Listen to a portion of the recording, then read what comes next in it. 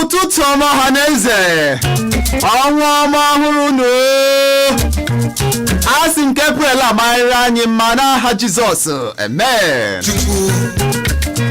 Asịkwa m ka onye chiri ya zere o ji ngaji ericheta onye ji aka na nke taa bụ Tọzdee abalị mbụ nke ọnwa April n'afọ 2021 ka anyị kụọ ya gbodogwomgbom n'akwụkwọ akụkọ nke taa. Na mbụ ka anyị ji Vanguard bịa n'ụtụtụ taa ebe anyị hụrụ isiokwu ndị a. Cheta na ha m ka bụ ihe ọ bụ Chinonso nwa Ugorji. Kpọmkwem na Vanguard ka anyị hụrụ isiokwu ndị a. N'ihi ọnọdụ enweghị nchekwa, Naịjirịa nọ ọdụ n'elu ogbunigwe ya ka ndị okenye ala anyị na-ekwu. Onye isi ụlọọrụ ndị uwe ojii agbapela ụlọọrụ mgbasa ozi redio ndị uwe ojii na Abuja.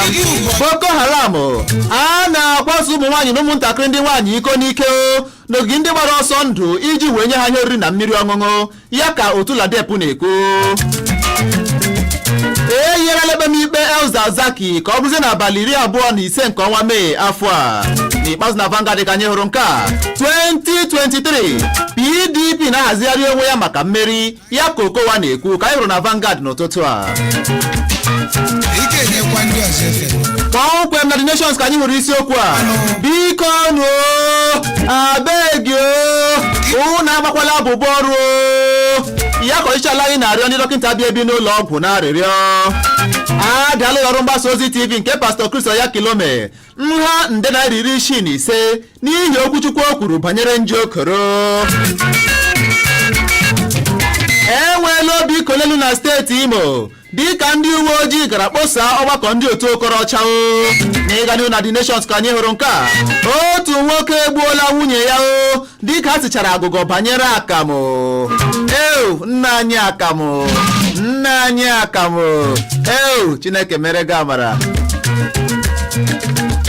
A ga-anwụchiriri ndị ahụ gburu onye ụkọchukwu Katọlik na Benue ya ka ọtọm na-ekwu ka anyị hụrụ na The Nations n'ụtụtụ a. Kpọmkwem na The Sun ka anyị hụrụ ndị a. Ọchịchịala anyị akwadola ijeri naira 30 na 77 maka ngalaba ikikere ọkụ, ụgbọelu, ime njem nakwa ndị ọzọ. Maka ikpe hakim na amụche nwa, ngharị ụmụ nwaanyị akwụsịla nnọkọ ụlọikpe. Egbuola ndị uwe ojii 3 ebe 4 ndị ọzọ na-efu efu n'ime obodo Akpabio na steeti Akwa Ibom. NDDC ndị nwere aka oke edegola Buhari na Akpabio akwụkwọ chọọ ka kwalite ọnọdụ obibi ndụ ndị ntorobịa. N'ikpeazụ na The Sun ka anyị hụrụ nke a. Na steeti Kaduna ndị ọkpa egbe egbuola mmadụ 8 merụọkwa mmadụ 4 ahụ n'ime kansụl 3 nke steeti ahụ ka arụ na The Sun n'ụtụtụ a. N'akwụkwọ akụkọ Daily Post ka anyị hụrụ isiokwu ndị a. Maka ọchụ egburu n'Ebonyi, ọha na eze nyere ọchịchị etiti na ndị ọrụ nchekwa mkpụrụ ụbọchị 14 iji gbapụta ndị ọchị ehi kpara arụ ahụ na steeti Ebonyi. Agbapeela otu ọrụ nchekwa Mboduduwa na steeti Ogun dịka ndị ntorobịa wụchara n'obi eze ala ke.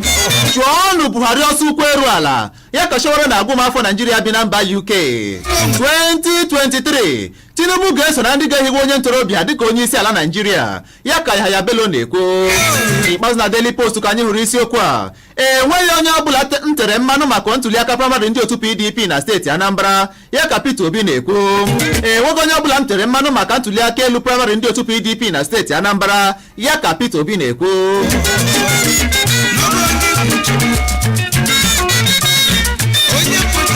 kpọmkwem na The Punch ka anyị hụrụ ndị a ebe ndị akpa egbe awakpola onye isi ụlọ ọba ego ukwu ala anyị n'oge ochie Chukwuma Soludo gbuo mmadụ 3 ndị na-eche ya nche n'ihi abụbọ ọrụ ọchịchị ala anyị ezutela ndị dọkịta bi ebi n'ụlọ ọgwụ kweta imezuru ha mkpa ha niile COVID-19 mba France amaala ọkwa banyere mmechi ụlọ akwụkwọ tinye akwara mgbachi obodo ọhụrụ na mba ahụ ịganụ na The Punch ka anyị hụrụ nke a ọha na eze akatọla ndị Fulani n'ihi ọchụ ha gburu na steeti Ebonyi nakwa steeti Enugu n'ikpeazụ na Punch ka anyị hụrụ nke a ọchịchị ala anyị anabatala 1,000 mmadụ na 71 bụ ndị si na mba Saudi Arabia lọghachite azụ n'ala anyị n'ime mkpụrụ ụbọchị 3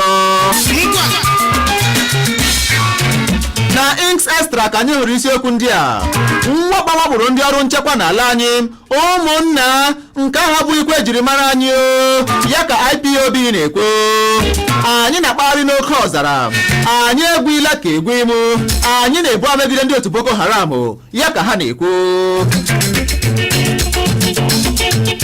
ọchịchị steeti ma kwụọla ụgwọ 99% nke ndị bụ ndị ọrụ obodo n'ezie ya ka Batos Nwadike na-ekwu ka anyị rụra Ink Extra n'ụtụtụ a ndị ọma ebe aka gọsọwa na nke taa n'ihe omume anyị bụ na-akwa akọ n'oge na-adịghị anya ka anyị ga-agwa isiokwu geleba anyị na nke taa n'ihe omume anyị bụ Igbo Ezukoo nọrọkwa n'ebe ahụ na-ege ntị na redio Ọhaneze Darlin 107.3 FM Owerri ndewonu ndị ọma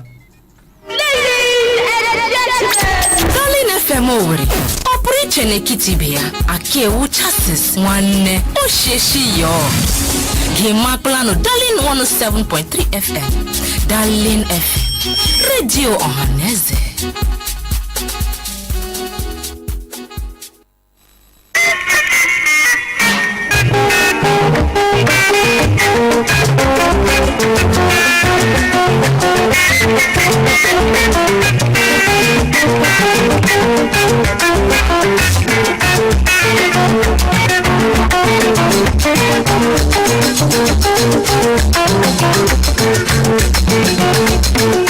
Ọhaneze ndị omekelekwa m n'ọzọ dịka ụchara ihe anyị bụ Igbo Ezukoo nke taa na redio Ọhaneze Darlin 107.3 FM Owerri na nke taa a ga-eleba anya banyere mwakpo dịka na-ekwu mwakpo ụfọdụ ga na-eche na ọ bụ ihe banyere mwakpo ndị ọrụ mwakpo na mwakpo ndị mmadụ aghara bụ nke ndị ọkpegbe na-emegasị n'ala anyị gba gburugburu ka ọ dị ugbu a mwakpo dị n'ụdị nke taa bụ nke banyere ụlọ akwụkwọ ndị nkịtị nwe na steeti Imo bụ ndị a na-awakpo aghara ka ọ dị ugbu a ọ dị m akụkọ enwetara bụ nke na-ekwu na ngalaba otu jikọtara ndị nwere ụlọ akwụkwọ nke aka ha na steeti Imo ya bụ National Association of Proprietors of Private Schools NAPPS etela ha ọpịa ọkụ megide mmekpa ahụ nkagide anya mwakpo nakwa iyi ndụ egwu nke ndị ọtọtawa ike sitere na ministri okwu mmụta steeti a bụ nke ha na-ekwu na ọ bụ Emeka Ebeke du ndị akpa obi ahụ bụ ndị na-arụ ọrụ n'okpuru ntụziaka onye kọmishọna okwu agụmakwụkwọ steeti a Prọfesọ Bernard Ikegwuọha wee bịa njem ahụ.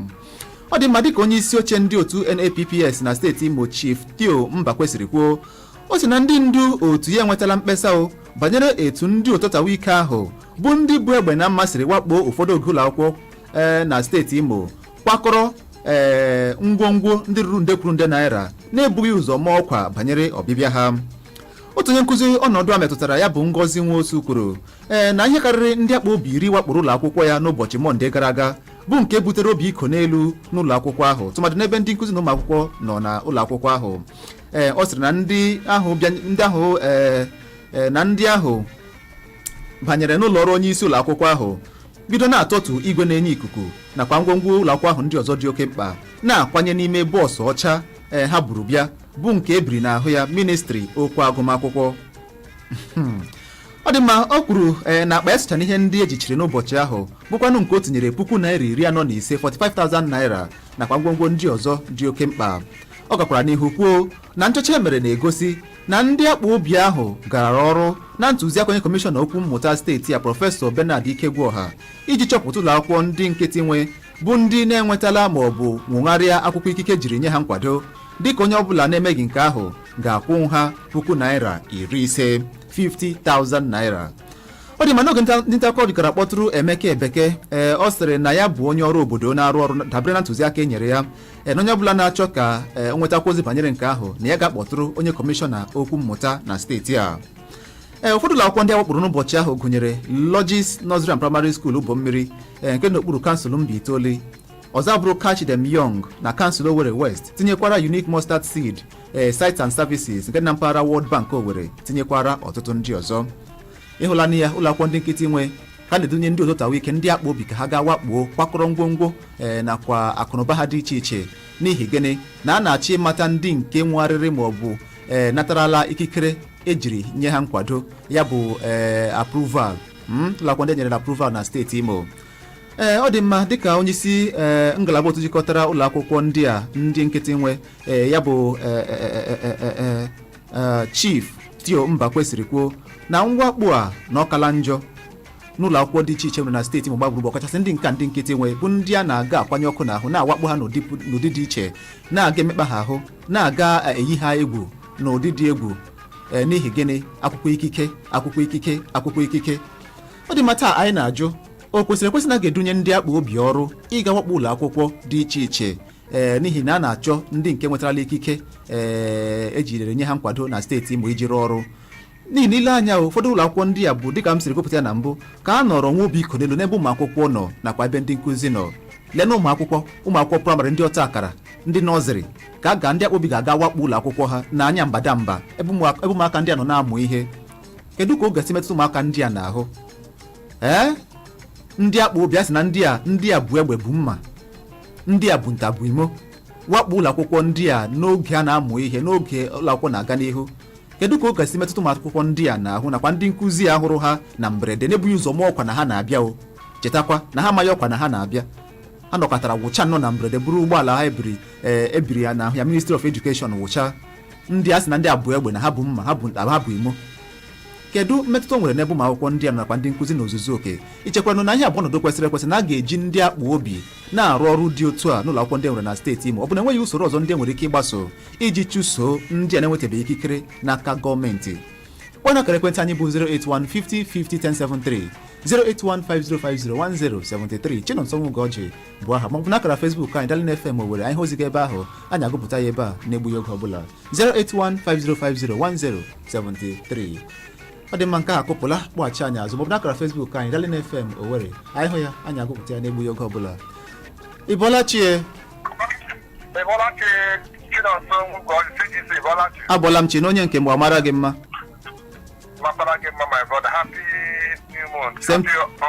Same to you my brother. Ya mara gị mma onye. Ọ dị mma Soni, ndewo.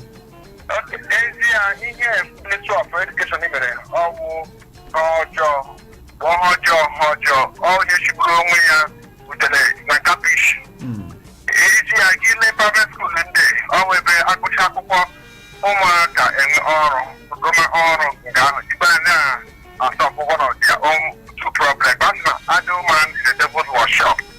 Ile anya ndị private school dị ha na-eji ụgwọ ebe steeti gọọmenti na-eji ụgwọ most teachers eribeghị salary for 13 months. Iwu dị state government and the allocation 10 billion, 20 billion every month.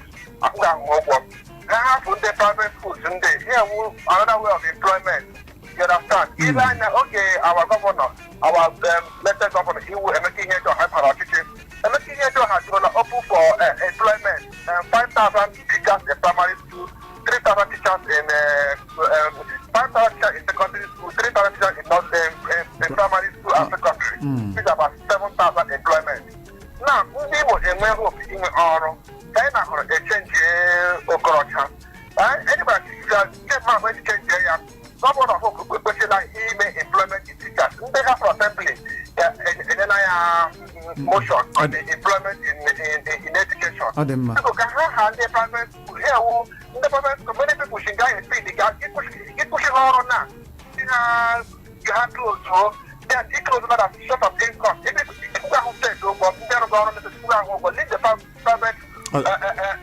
ọ dị mma ndewe nọ ya gaziere gị nwanne kem ị na-ekwu ka ha hapụ na-emekpa ndị ahụ n'ihi na nke a na-ebute ọsụmọghara n'ọdịnihu ka ha kwụsịgodi na ya ka ọ dị ugbu a na nke ahụ bụ nke adabaghị adaba dịka o siri kwuo n'ụtụtụ taa. Ya gaziere gị.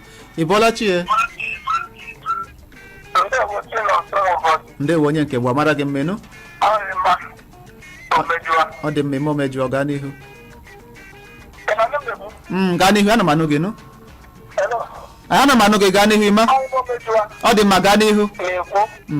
Ekwesịghị ime ụdị ihe a n'obodo mara ihe, obodo mepere anya. Ike ịgakwuru mmadụ ị ga-eme ka ọ mara na ị na-abịa. Gakwuru ya nyefere abịa, onye ahụ ejikọrọ onwe ya nke ọma mara ihe ọ na-aga izute na ihe ọ na-aga ime. Ị gaghị eji ndị anya ọbara ọbara gbazie ndị anya uhie banye n'etiti ebe ụmụaka nọ. Ọ nwere ndị nwere ọrịa n'ahụ ma ndị dịka ụfọdụ ndị nwere ọrịa n'ahụ ha, ya nwere ike ịkpalite oke ọrịa n'ime ndụ ha. Eso ga-abụrụ ndị bara na nsogbu. So gọọmenti kwesịrị ịhazie adị ọ bụghị ndị afọ obi ka a na-eji agụdị ya. Were na akwụkwọ nye ndị ahụ ụlọ obodo na ikpe ga-azara ọnụ ụlọ ọkwa na a na-akpọ ụlọ oku. Ọ dị ma ya gaziere gị nụ. Ị na-ekwu na Imomejọ na-ekwu na e nwere usoro kwesịrị iji hazie ihe ndị a karịa iji ndị akpa obi na-arụ ya bụrụ n'ihi na nke a nwere ike ibute ọnọdụ ọjọọ n'ụlọ akwụkwọ ndị ahụ dị iche iche. Ya gaziri gị Imomejọ. Ị bọọla chi? Ndewo, ị na-awụja?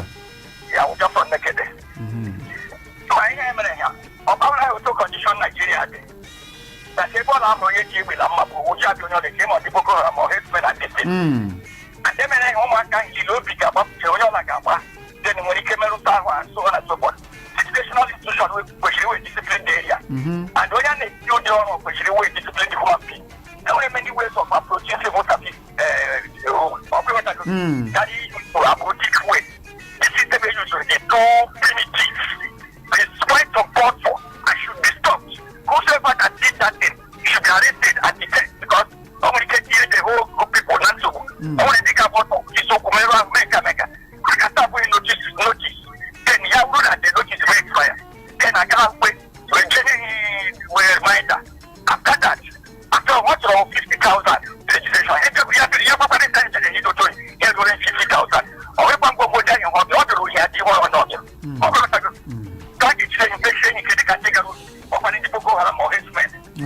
Ọ dị m ya gaziri gị na Abuja. Ị na-ekwu na ọnọdụ ahụ bụ nnọọ nke na-adabaghị adaba cha n'ihi na nke ahụ bụ akparamagwa ndị agboro na kwesịrị ekwesị ka a na-ahụ n'ụlọ akwụkwọ anyị dị iche iche bụ ebe kwesịrị enwe ogbe dị jụụ maka agụmakwụkwọ nakwa mmụta dị ọgọ. Ọ dị m onye maka ọ dị ugbu a nwere ike ịga gbapụ aka ịlaghachite azụ ụmụnna anyị aga n'ihi na anyị nwezi oge ịnara oku ekwentị ka ọ dị ugbu anyị nara oku ekwentị anyị ga-enwe ike ezachapụ ya tupu anyị enwe ike banye n'ọdụ ahịa alaghachite azụ anyị aga n'ihu n'ọkwa n'ebe a na-egeta redio Ọhaneze Darlin 107.3 FM bụ ihe mmanye bụ Igbo Ezukoo nke taa.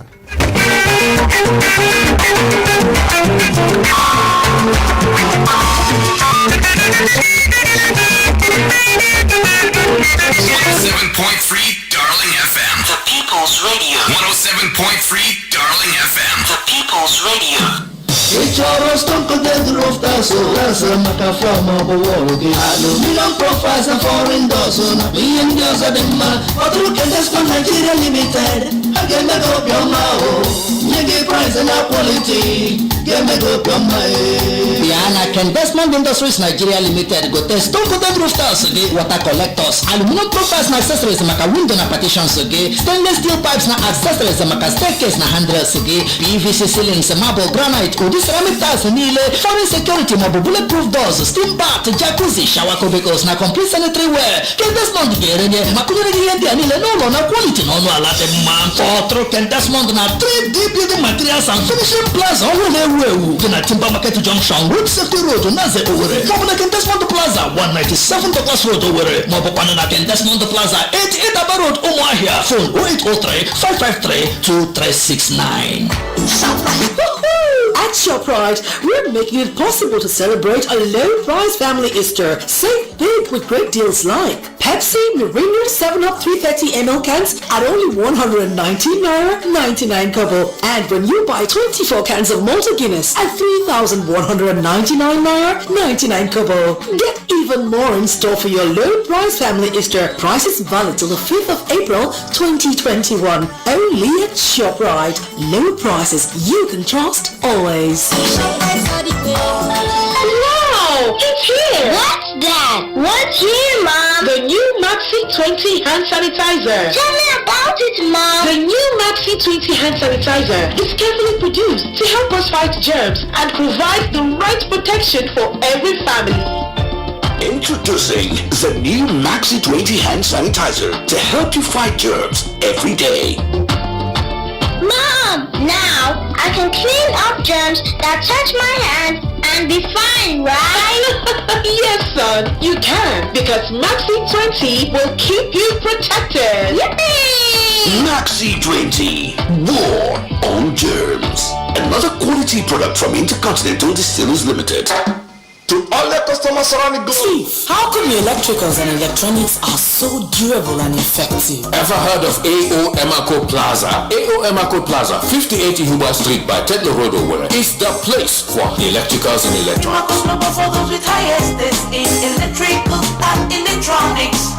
Welcome to AO Emako Plaza. Dealers in all types of electrical appliances, electronics like home theaters, TVs all sizes, fridges, freezers, generators, office and household furniture, garden lights, switches, sockets, Italian chandeliers, distributors of Nigerian wires, cables and armored cables like Cabel, Metal, Beliac and Coleman wires and cables. What are you waiting for? Rush now to AO Emako Plaza, 58 Huba Street by Tedlo Road, Owerri. Phone 0803-7213-214. Email emacoglobal@yahoo.com. Emako Plaza, 58 Huba Street by Tedlo Road. Your one-stop shop for quality cables, fittings, electricals and electronics. In accordance with the Nigeria Communications Commission, NCC's mandate to link every phone number to the user's national identification number, NIN, 9Mobile as your network of choice is making the exercise nice and easy. Simply dial *996#, verify and link your NIN. Better still, you can visit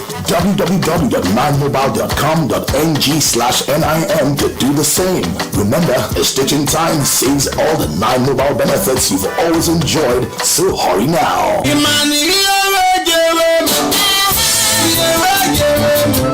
Agademo wole a emene elu hesi n'ala emene ala hesi n'elu. Amadi nwanne m owu nini ọzọ egwuola ha gị wayo. Mgbe chi nne m nke karịrị wayo ịhụna na ndị osochi egbu ndị ihe ọma na sọnsọ ebidokwele gọgbuwe ntịkịrị akị na akị na-eresi ndị mmadụ n'ọnụ akị. Chen, ịhụ n'ọrụ ndị eji emeghere kpa kwesịrị ịbụ ọnụ. Mbanụ ọwụ so naanị ịbụ ọnụ. Ndị Consumer Protection Commission ejikerela ịnwụchi ndị niile na-akpọ ụdị arụ a kpụpụ ha n'ụlọ ikpe ma tụọkwa ha nga. Ebe ọ bụla ị hụrụ ndị na-agwagbu ntịkịrị akị na akị na-eresi ndị mmadụ biko kpọrọ ọsọ gawa n'ụlọ ọrụ ndị Consumer Protection Commission na Area B ncherịta ihu Isopadek New Owerri ma onye nwekwara ike kpọọ ha n'akara ekwentị ndị a 09079381270 maọbụ 07068175981 maọbụkwa 08074932723. Asịkwala na agwa ị ga-agwa ụgbara okpoko obodo ntị chiri ya.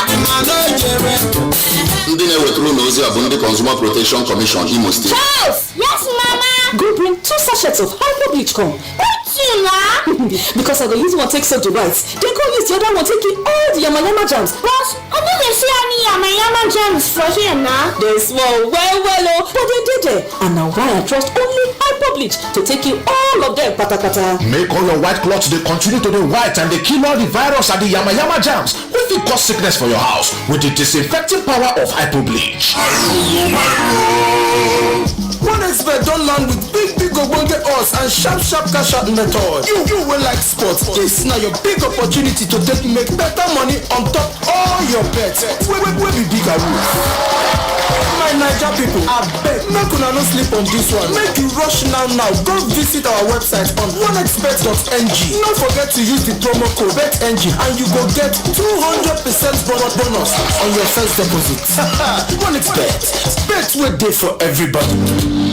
Good P. Good P Marketing Company Nigeria Limited, import of all kinds of tiles, the home of Italian tiles in Owerri, all made in Italy, all kinds of Italian bricks, Italian wall, Italian grace, and non-grace tiles. Head office, Thailand Mall, Shop 4C at Naze Timber Industrial Market, Owerri, Imo State. Branch office at Ngopala Line, Shop 116, Shop 280, Shop 281, and Shop 287. For more inquiries, call 0704-7422-0813-9304-185 or 0806-457-4034. So, for mango delicious foods and restaurant, your refreshment home. Eat your delicious hot meal. Eat your mango festival. Quality ice cream, nutritious shawarma. Invite your family. The Omongi place where you and your family go to jolly. Get ready for town. Mango delicious foods and restaurant. Our food today hot. Shawarma today. Abina ice cream, popcorn. Our bread na food. We get coconut bread, chocolate bread, milk bread. I bake, come test am. Na confirm. Or Abina fruit bread. This one day different. Mangrove bread. Na fresh oven bread. As you dey there dey watch. Yeah, it already. Mangrove make bread and fruit bread. Now one in town. Invite your family and friends for Mangrove delicious foods and restaurant. We're there for plot F/27 housing area B. New Owerri Capital Territory. At Rento Roundabout, Imo State, Nigeria. Or call 070-8894-8849 or 080-9440-1166. Your refreshments home. Mangrove delicious foods and restaurant. Lots of love. Have you heard? Returns Market Investment Nigeria Limited have diversified into building a cooperative society with a brand name. Returns Market Multipurpose Cooperative Society Limited, which has given its members opportunity to monthly 10% dividend of their share capital. That is, members enjoy share dividend on monthly basis where funds are placed on various profitable sectors like logistics and transport, financial markets, real estate, industrial productions, and so much more. All registered members of Returns Market Cooperative have duly received their 10% dividend monthly for the past 4 years and still counting without stories. For more inquiries on how to become a member of our cooperative, you can contact our office today. Greenwich Mall, number 3, Umes Eronini Street, along Ikenebu Girls Secondary School, Owerri, Imo State. Call us now on 0702-521-1290 or visit our website at www.returnsmarketcooperative.com. Choose financial freedom. Choose Returns Market Multipurpose Cooperative Society Limited. Moments can be ordinary. It's what we make of them that really matter. Make the best of every moment, every day, like Superman's do with Indomie. Moments to laugh with Indomie. Moments to share with Indomie. The Hallelujah Channel is back on DSTV and GoTV, and you can experience pure joy in the Lord's presence from the comfort of your home this Easter season. Connect with church services from the House on the Rock, KICC, Daystar, the Redeemed Christian Church of God, and more, and live broadcast on Good Friday and Easter Sunday. Enjoy live gospel music performed by Monique, Onos, Mike Abdul, Peter, Frank Edwards, and Tim Godfrey on the Rejoice segment on Sunday, 28th March and 4th of April from 3 p.m. hosted by Shegun Obe.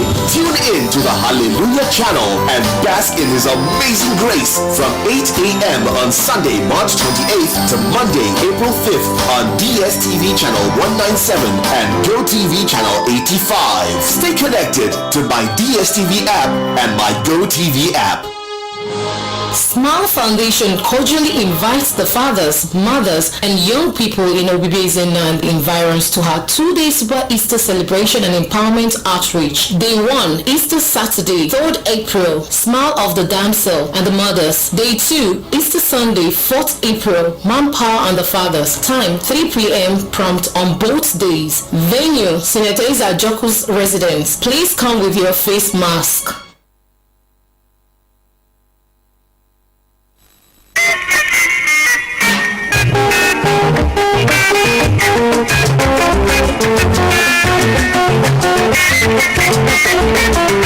omume anyị bụ Igbo Ezukoo nketa na redio Ọhaneze ka ị na-ege ntị n'ụtụtụ taa dịka na-atụle ihe banyere mwakpo a na-eme n'ụlọ akwụkwọ dị iche iche na steeti a bụ ndị otu ọta wike dụnyere ọrụ bụ ndị akpa obi kwara ngwa ọgụ gara wakpo ụfọdụ ụlọ akwụkwọ ndị ọrụ na steeti agba gburugburu bụ nke ndị nkịtị nwe na-achọ ịmata kpọmkwem ma ha enwetala akwụkwọ ikike maọbụ nwegharịa nke ha ji eji n'oge mbụ bụkwanụ nke a na-ekwu na ha na-esi na ya kwakọrọ ngwongwo dị iche iche ụlọ akwụkwọ a nwee mana eyi nye ha egwu n'ebe ụmụ akwụkwọ nakwa ndị nkụzi nọ n'ụlọ akwụkwọ ndị a ha wakporo n'ụbọchị ndị a na-ebughị ụzọ nye bụ ụzọ mụọ ọkwa na ha na-abịa ịkpụ ụgwọ na ya bụ ụlọ akwụkwọ mere anyị na-ajụ ichere na ihe abụọ nọdụ kwesịrị ekwesị na gọọmenti ga-eji ndị akpa obi na-awakpo ụlọ akwụkwọ ile anya na ka ala anyị siri chewe ihu n'ọnụ ka ọ dị ugbu a ndị akpa obi akwajuo ngwa ọgụ kwara egbe kwara mma kwara ngwa ọgụ dị iche iche gaa n'ụlọ akwụkwọ wakpo n'oge a na-amụ ihe kedu ụdị metụta ọ ga-enye n'ebe ụmụ akwụkwọ ndị a nakwa ndị nkụzi ha nọ gịnị ka ị chere a ga-eme iji hụ na nke agaghịkwa n'ihu na-eme na steeti Imo gbaa gburugburu ya bụ ihe anyị na-atụrụ ntụtụta n'ihu anyị bụ Igbo Ezukoo ọ dị mma na akara Facebook anyị bụ Daily FM nwere ka ahụrụ nke gị ugbu a Chief Bright Agụ isi dike dị ọha mma na isi ọhabele London obosi ma debata ozi gị na-asị Chinonso ọ dị mma ya gaziri gị no ahụla m ozi ekele gị ebe ahụ amara gị m onye nke m ọ dị meji m nke gị ugbu a Akụdon SMB isi m ụtụtụ ọma Chinonso na Naịjirịa bụ obodo fanyere n'ogwu ọ dị mma nwanne Chineke ga-anapụta anyị no Kingsley Ugochukwu isi na anyị ga-agba mbọ belata oke mkpọrọmasị anyị nwere n'ebe onwe anyị nọ n'ime obodo anyị bụ Naịjirịa ọtụmadụ n'ebe ndị Igbo nọ na anyị banyere onye Igbo inweta okwu onye isi ala abụghịgodi okwu ka ọ dị ugbu a na ihe bụ isekpu ntị bụ ma onye ahụ kwa ọ ga-eme ọ dị mma ma onye ahụ ọ ga-ahụ anyị n'anya ọ dị mma ọ ga-eji aka udo na-eso anyị maka okwu mmepe nke obodo anyị ọ dị mma nke a bụ ajụjụ ka ị na-ajụ n'ụtụtụ a Kingsley Ugochukwu nke gị ka nji ugbu a Chijioke Zenith duru isi m ụtụtụ ọma CPC na ogologo ndụ Daily FM ogologo ndụ gị no Chijioke Zenith ị na-aga bụ duru Chijioke si ụmụ ogoma debata ozi gị na nke a bụ ụzọ ọjọọ eji achụso ihe dị mma na nke a bụ nnọọ ihe ihere nyere anyị na ndị ndu anyị ha na-abụkarị ndị mbụ na-emebi iwu bụkwanụ nke ama na onwe ha hiwere na kedu ka ndị gọọmenti ga-eji na-eme awakpo ụlọ akwụkwọ praịmarị nakwa ndị nke sekọndịrị jiri ndị a bụ ngwa ọgụ mee nke dị otu a nke a bụ ajụjụ ka anyị na-ajụkwa nwanne m Chijioke Zenith duru eji m nke gị ugbu a onye buru ebu ogu esi Chinonso CPC Chinonso Ugorji ya dịrị m na mma ọ dị m ya gaziri gị n'onye nke m ihe chọpụtara bụ na mgbe ụfọdụ na ihe na-ebute ihe ndị a na-abụ na ndị ụfọdụ nọ n'isi na-eji ọnọdụ ha na-emekpa ndị ọzọ ahụ n'ụdị ihe a nwere ike ime ka ọtụtụ ụmụ akwụkwọ site n'ụlọ akwụkwọ ha were pụọ nke bụ otu ụzọ eji akwatu ndị ọzọ nke bụkwana ihe jogburu onwe ya na njọ n'ala anyị na-agị bụ ụzọ Jizọs aka onye buru ebu dekara awụsa masta si enye oguga bọmba ise debata ozi gị ọ dị makara awụsa ya gaziri gị no onye buru ebu Destiny Unegbu eji m nke gị isi na n'eziokwu na ha bịakwara n'ụlọ akwụkwọ nke gị na ya bụ ebe unu na-anọ eme ihe ọmụmụ ịhụla ihe ọmụmụ maka ndị na-achọ ile ule jambụ ị na-ekwu na ọ bụ High Flyers Academy dị na Nnaze Owerri North na ha bịara n'oge na-anọ ya bibie ihe billboard unu doro n'ebe ahụ unu ji agwa ndị mmadụ na unu nọ n'ebe ahụ mabụrụkwa ụfọdụ oche unu nakwa ngwongwo ndị ọzọ dị oke mkpa n'ụlọ akwụkwọ unu magbu ụmụ akwụkwọ ka ha si ebe ahụ laa na-eyinye ha egwu na-ebughị ụzọ nye unu ozi na ha na-abịa ị na-ajụ kedu ụdị akparamagwa bụ nke a ọ dị mma nke ahụ tụrụ anyị n'anya John Class Ifedi Ọhaneri isi m ụtụtụ ọma Maazị Ugorji na na-ege anyị n'isi Bayan Germany na-ege anyị n'ụtụtụ taa na gị hụrụ ihe omume anyị n'anya nakwa otu m si asụ Igbo ahụ nwanne ya gaziri gị no aka bụ m Elena ya gazi ọ dị mma John Class Ifedi Ọhaneri ọ mara gị mma ọ dị mma 08150501073 bụ akara ekwentị maọbụ n'akara Facebook ka anyị Daily FM ụra ahịa ozi gị na-agụpụta n'egbughị oge n'ebe a 08150501073 nye anyị bụ Igbo Ezukoo nke taa ị bọọla chie ezigbo mmadụ ihe a na-ada ụda n'Igbo okwu ahụ onye nke m netwọk ị bọọla chi adị m mma gị nwakwanụ adị m n'ọmma ekene dịrị Chineke taa ụwa mara gị m onye m makwara gị mma nwata biko ma afọ onye anya asịdo nke oji dị mma fụma onye asịkọ na afọ nke oji dị njọ enwetụkwana onye pụta n'ụwa imegide ibe ya kọma ya na-arịkwa ndị mmadụ enweghị ya dịka infọmeshọn ọ na-adị mma ya ọbụla mmadụ tiri ime na ọrụ na isi ala na ọrụ ihe kwesịrị ekwesị ihe na ọ dị dị people ka ha mara na anọkatakwana ya na-emegide mmadụ na-eme ihe na-ekwesịrị ekwesị ọ ga-enwe the president ka a na-ekwukwe n'okwu ya maka taa ihe a na-ekwu okwu ya maka isi biko ọ maka isi ihe ọ bụla mmadụ na-eme ya mekwa ihe kwesịrị ekwesị maka isi nwanne m nwoke biko n'ugwu gị ejikwa m ọhara a na-asịkwarị ka ichetakwa ka maka road asị echebe pụta afọ atọ maka dadize ya ahụ n'ụlọ echebe gọvanọ nwoke ọma ịhụnanya ka m na-akpọkwukwa esi adọkwa dị anyere anyị aka n'ụzọ a maka udu mmiri dị ha ụzọ a ka esi ebu ụzọ awa economic development. Ya gazere gị nụ ejimaka n'ụlọ ya ka ọ dị ugbu a n'ihi na ọ na-ege ntị 08150501073 bụ akara ekwentị anyị maọbụ n'akara Facebook anyị Dalin FM were ihe ozi gị anyị agụpụta ya n'egbughị oge ọbụla n'ihe ọma anyị bụ Igbo Ezukoo nke taa. Ị bọọla chi? Hey, ị bọọla chi Elder?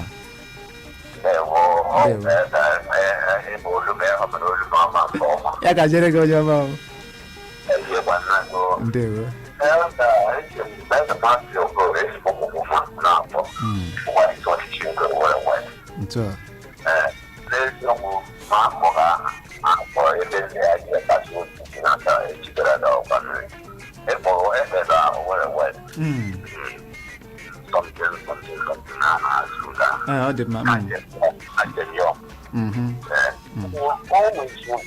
Mmadụ ọbụla gọọmenti ọbụla ahụ ịhụrụ anọkọta ya ka amama ha emega ya nọkọta ya ka enu aka ebenụkwa gọọmenti ahụ etobe ịnwụchiche ndị agha na ime ije akwụkwọ degara onyeisi ụlọ akwụkwọ mgbe ha ije gbaso izu aga izu a biko anyị chọrọ ịkwụ gị anyị chọrọ ịhụ skuul gị esiereba ma anyị chọrọ ịhụ n'isi skuul esiereba nnọbịa oge ereba okpebi n'ụdị ndị onwe chakara mma na ebe na-atọdụ na ozugbo ya nye mgbe ụmụaka dịga ha nwere ike ime ụmụaka ga-aga akụkọ ya akụkọ ụbọchọ o nwere ike ịtaji ụmụaka ịgwọ mma na ebe ha hụ na ntụli na hama were hụ mma akwa ha bụ ọjọọ etinakwa ha eche ndewo. Ọ dị m ya gaziri gị nụ si ibu egbe na mma nakwa ịgwụcha dịka ndị kọmando na nke a bụ ya jogburu onwe ya na njọ na nke a nwere ike ibutere ụmụaka ọnọdụ ọjọọ